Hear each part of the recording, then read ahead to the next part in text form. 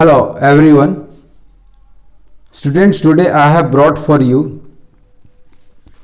new pattern common error questions asked in bank PO and clerk examinations.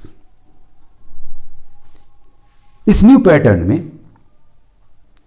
जो sentence है वो 5 parts में divided है, A, B, C, D and E, of which certain parts are highlighted. मैंने यहां underline किया है. The underlined parts may or may not be grammatically correct. In underlined parts में से आपको वह पार्ट चुनना है जो ग्रामेटिकली करेक्ट हो, इनकरेक्ट नहीं, करेक्ट हो. यदि सारे अंडरलाइंड पार्ट्स ग्रामेटिकली करेक्ट हैं और अनअंडरलाइंड पार्ट्स में कोई एरर है तो आपका आंसर नन ऑफ दीज होगा. लेकिन यदि सारे parts underlined and ununderlined grammatically correct हैं तो फिर आपका आंसर होगा नो एरर. आइए शुरू करते हैं. Very interesting way of asking common errors questions. At the core of the potential confrontation, yes, at the core level दिखा रहा है तो at हमारा बिल्कुल करेक्ट है, यानी इस पार्ट में कोई गलती नहीं है, करेक्ट पार्ट मिल गया. And the projected nuclear proliferation, ये अनअंडरलाइंड पार्ट भी आपका करेक्ट है. Is the intra religion factors, यहां पार्ट में सब्जेक्ट वर्ब एग्रीमेंट का प्रॉब्लम आ रहा है. यहां आपकी क्रिया इज है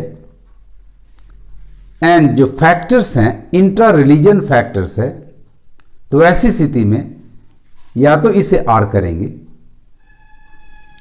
या इसे फैक्टर करेंगे तो फिर एग्रीमेंट बिल्कुल सही हो जाएगा. यानी ये ग्रामेटिकली इनकरेक्ट है और हमें चुनना है अंडरलाइंड पार्ट्स में से वो पार्ट्स जो करेक्ट है. तीसरा पार्ट भी देखते हैं जो अंडरलाइंड है. That has been to one major, यहां देखिए टू प्रीपोजिशन सुपरफ्लुअस है. सिंपली होना चाहिए था that has been one major reason for. तो गौर से देखें आप, यहां इस पार्ट को सही करना होगा, यानी इनकरेक्ट है, फैक्टर्स को फैक्टर करना होगा.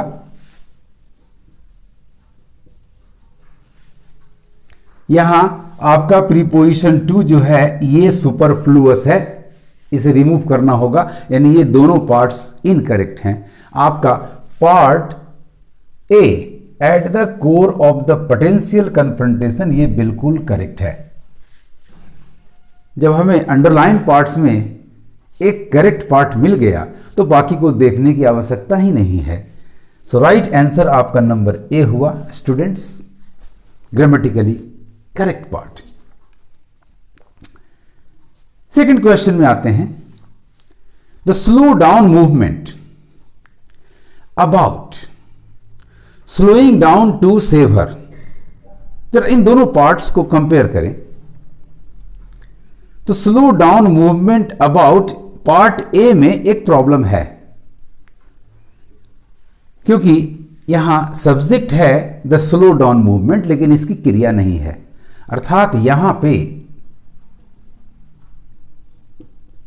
एक वर्ब होना चाहिए था is. The slow down movement is about slowing down to save her, part B आपका करेक्ट है. What we eat, how we travel, how we consume, how we produce, most importantly how we live, सारे underline parts भी आपके correct हैं. तो question का pattern यही है कि यदि अंडरलाइन पार्ट्स सारे के सारे करेक्ट हों और यदि अनअंडरलाइंड पार्ट में एरर है तो फिर आपका आंसर नन ऑफ दीज होना चाहिए. So right answer is number D, none of these. बहुत ध्यान से इसको सवाल को समझना है, क्योंकि आपके हर सेंटेंस को 5 पार्ट्स में डिवाइड कर दिया गया है, A B C D E. Certain parts को बोल्ड किया गया है, हाईलाइटेड किया गया है, मैंने यहां अंडरलाइन किया है। आपको अंडरलाइंड पार्ट्स में से, हाईलाइटेड पार्ट्स में से वह पार्ट चुनना है जो ग्रामेटिकली करेक्ट है, यानी दूसरा इनकरेक्ट हो सकता है। यदि सारे अंडरलाइन पार्ट्स और अनअंडरलाइन पार्ट्स, हाईलाइटेड और अनहाईलाइटेड पार्ट्स में कोई गलती नहीं है तो फिर आपका आंसर होगा नो एरर। यदि आपके हाईलाइटेड या अंडरलाइन पार्ट्स, जैसा कि मैंने सवाल में दिया है, में कोई एरर नहीं है, लेकिन अनअंडरलाइंड पार्ट में यदि आपका एरर आ रहा है, जैसा कि इस क्वेश्चन के पार्ट ए में एरर है, वर्ब की कमी है, मिसिंग है, तो फिर आपका आंसर हो जाएगा नन ऑफ दीज। और यदि अंडरलाइंड पार्ट्स में गलती है तो फिर आपका आंसर ए, बी या सी में से कोई एक होगा। Now let us come to the next question, question number 3। Part A, many of us has become. इस अंडरलाइन पार्ट में एरर है, आपका सब्जेक्ट मेनी ऑफ अस ये है प्लूरल, लेकिन क्रिया आपकी हैज ये है सिंगुलर, तो इसे करेक्शन की जरूरत है स्टूडेंट्स। हमें यहां हैज के स्थान पर प्लूरल वर्ब हैव लाना होगा। पार्ट बी को देखें तो सो ऑब्सेस्ड विथ लूजिंग टाइम, यहां ऑब्सेशन का विषय है, सब्जेक्ट है लूजिंग टाइम, एंड विषय के लिए हमेशा प्रीपोजिशन अबाउट लाते हैं, तो आपका पार्ट बी भी इनकरेक्ट है। विथ को रिप्लेस करके राइट प्रीपोजिशन अबाउट देना होगा, अतः यह भी आंसर नहीं होगा। नेक्स्ट पार्ट सी को पढ़ें तो दैट वी डेस्परेटली ट्राई, ये अनहाइलाइटेड अंडरलाइंड पार्ट भी ग्रामेटिकली करेक्ट है। That we desperately try adverb mid position main verb के पहले है और सब्जेक्ट प्लूरल के साथ क्रिया plural main verb number 1 agreement में है। पार्ट डी को देखें तो टू सेव, किस लिए, try to save every last scrap of it. यहां स्क्रैप इस चीज का पार्ट दिखा रहा है, हिस्सा दिखा रहा है, जिसके लिए प्रीपोजिशन ऑफ ओ एफ होता है, जबकि off O F F separation अलगाव दिखाता है, तो यहां भी एरर है। इससे करेक्ट करने के लिए ऑफ को हटाकर करेक्ट प्रीपोजिशन ऑफ का प्रयोग करना पड़ेगा। In order to get, in order to purpose दिखाता है, और ये prepositional phrase in order to का जो लास्ट वर्ड है टू वो इन्फिनिटिव है, इसलिए उसके साथ एग्रीमेंट क्रिया मेन वर्ब 1 की है, करेक्ट है। In order to get what, क्या, तो ऑब्जेक्ट के रूप में आवर थिंग्स अकॉम्प्लिश्ड, यानी ये भी आपका करेक्ट है। कॉजेटिव वर्ब गेट के साथ पैसिव क्रिया मेन वर्ब नंबर 3 का एग्रीमेंट होता है। सो आपका पार्ट ई करेक्ट है। अंडरलाइंड पार्ट्स में एक पार्ट ई आपका बिल्कुल ग्रामेटिकली करेक्ट मिल रहा है, सो आपका आंसर यही होगा नंबर ई, और नंबर ई ऑप्शन आपके पास है ऑप्शन नंबर डी में। Hence the answer is, the right option is number D. Let us see question number 4।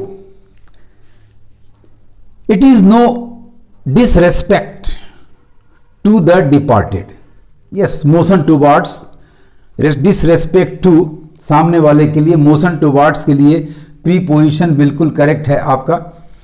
it is no disrespect to the departed to suggest that there was not another man, यहां भी agreement बिल्कुल perfect है, सारा चीज सही जा रहा है। in the world last Wednesday whose death could have saddened, कर सका होगा, ये भी करेक्ट, डिस्टेंट पास्ट में पॉसिबिलिटी दिखा रहा है। could have saddened, could have saddened so many hearts, in so many lands as Stephen Hawking. यानी आपके सारे पार्ट्स ग्रामेटिकली करेक्ट हैं। पार्ट ए करेक्ट है, पार्ट बी आपका करेक्ट है, पार्ट सी आपका करेक्ट है, पार्ट डी आपका करेक्ट है, पार्ट ई आपका करेक्ट है। Hence your right option students is number E, no error. How interesting to solve such a question as presented as given by this new pattern common error questions. Now let us come to the next question, the fifth question, number 5 में पहला part आपका अनअंडरलाइंड है, इसे पढ़ते हैं। The पार्शीज, subject आपका पार्शीज plural है तो उसके साथ प्लूरल ऑक्सिलरी वर्ब हैव का प्रयोग बिल्कुल करेक्ट है। The Parsis have become an, क्या हो गए, an integral part. Part singular noun है तो फिर आर्टिकल एन भी आपका करेक्ट है। तो part A is going is grammatically correct.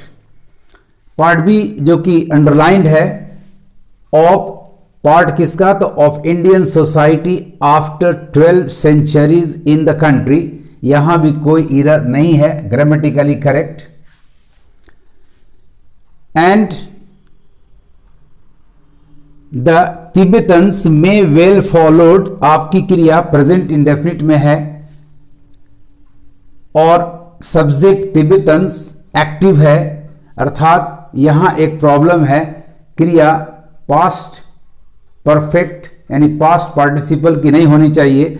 Participle करने के लिए यहां हैव डालना पड़ेगा, बट इसकी जरूरत नहीं है क्योंकि प्रेजेंट टेंस कंटेक्स्ट में जा रहा है। सो यहां ये एरर है, फॉलोड की जगह पर हमें फॉलो मेन वर्ब नंबर 1, चूंकि मॉडल वर्ब के साथ मेन वर्ब 1 का एग्रीमेंट होता है स्टूडेंट्स, सो क्रिया फॉलो होना चाहिए था। यानी आपका पार्ट सी जो है इनकरेक्ट है। पार्ट डी को देखते हैं, चाइना, अनलेस चाइना कोलैप्सेस, तो प्रेजेंट इंडेफिनिट बिल्कुल करेक्ट जा रहा है। Under its own authority weight, गौर से देखिए तो फ्रेज ऑथोरिटी वेट में ऑथोरिटी नाउन है, वेट नाउन है, ये कोई कंपाउंड नाउन नहीं है बल्कि वेट नाउन की विशेषता बताने वाला वर्ड चाहिए। यानी ऑथोरिटी नाउन का प्रयोग भी यहां गलत है, इसके जगह पर इसका एडजेक्टिव फॉर्म आना चाहिए था, यानी होना चाहिए था authoritarian,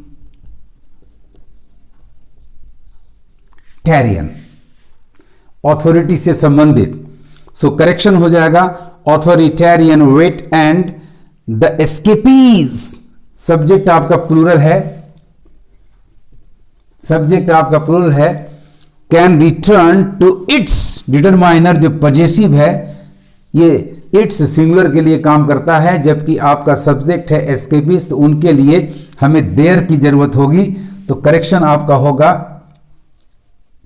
there, the escapees can return to their motherland. इस तरह से स्टूडेंट्स आपका पार्ट ए जो अंडरलाइंड है वो करेक्ट है, पार्ट बी जो अंडरलाइंड है of Indian society after 12 centuries in the country ये करेक्ट है।